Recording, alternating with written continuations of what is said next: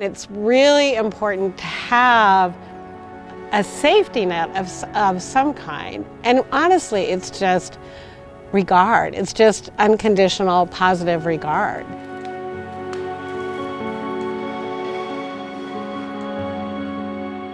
You know, I'm just as good as anybody else. I believe that everybody has value. They just have to see the value inside themselves. Enjoy. Thank you. Transitions help me build a better life for myself and help me accomplish all my goals. I've came so far in such a short period of time because of what transitions has done for me. So Miriah just told me she's 28 now, which means I met her when she was 23, 5 years ago. We were just talking, she said, I had to learn to love myself, and that's exactly right. The women that we work with can become so self-hating and so filled with shame about their lives that it's very hard to forgive themselves.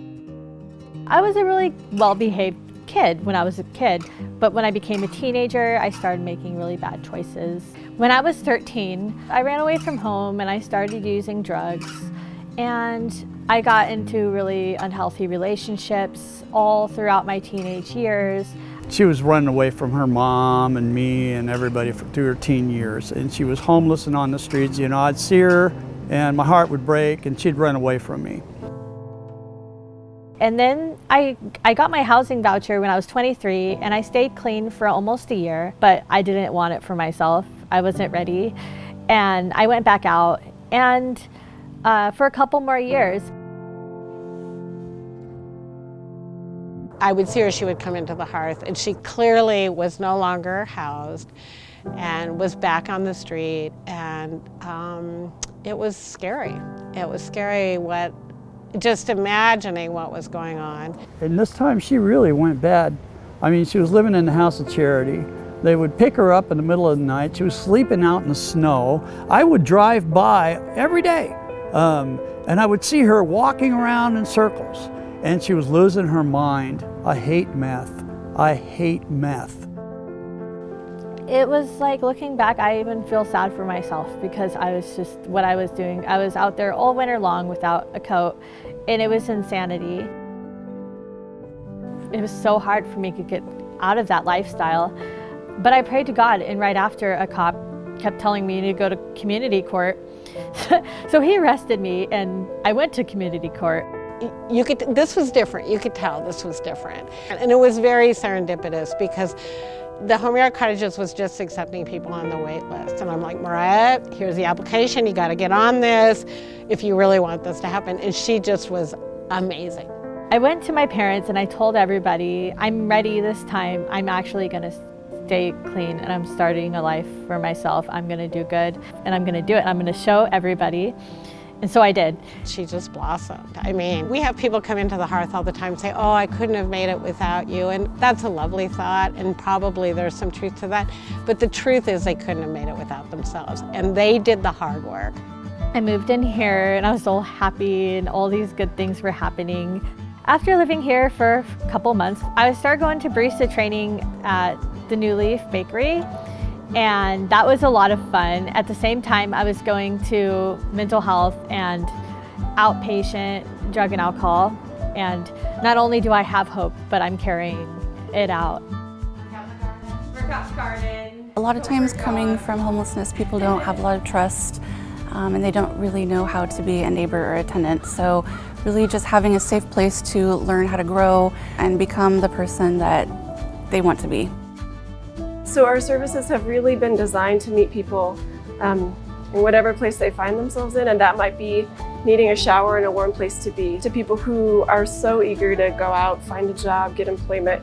It really looks at the spectrum of where people are and recognizes it's not a linear progression at all, and that the support folks need in this community comes from housing, and it comes from employment, and it comes from supportive services and everything that we do. So it really is designed to be truly wraparound and truly honor how complex people are and how complex people's needs are.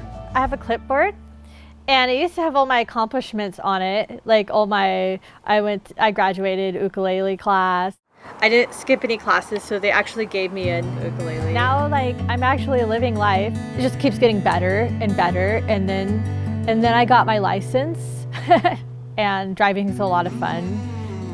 So there's a lot of things that's happened. It was a miracle because what they said she had was drug-induced schizophrenia from the meth. And she's returned to me as my little princess and my favorite person in the whole world, and she's my hero today. And I'm so proud of her. It's always the story that everybody wants to hear about how someone just, you know, found their way through sort of the darkness of their lives and they blossomed, and, you know, we all love a happy ending. And, but I think it's really important, and I think what Transitions does really well, is that we welcome people at all stages of their journey, whatever their journey may be. And we provide those opportunities for people, but we let people make their own decision. She wants to go to college now. She's registered for the fall. She's working at Safeway. I'm just blessed, just blessed. I'm living a good life, and so now I have pictures of new memories that I'm making, and I'm sponsoring people in AA, and that makes me feel really good to be able to reach out to somebody who needs me. And so now I want to go to college and do that for a living, is help people. Everyone deserves a roof over their head. Everyone deserves a home. And a lot of times, other goals in life can't be met until you have that safety and that consistency with being housed. Transitions, we give people chance after chance after chance. You know, if somebody loses their housing here and they come into the Hearth, we'll try again. And, you know, or if they, you know, get to Miriam's and discover they're pregnant, they can go to TLC. I mean, we really try to put something in place that will help to support them and help them be able to lift themselves up. The community can support us and help us in doing that, and understand that we're not always going to have a happy ending, but we're always going to have a happier ending.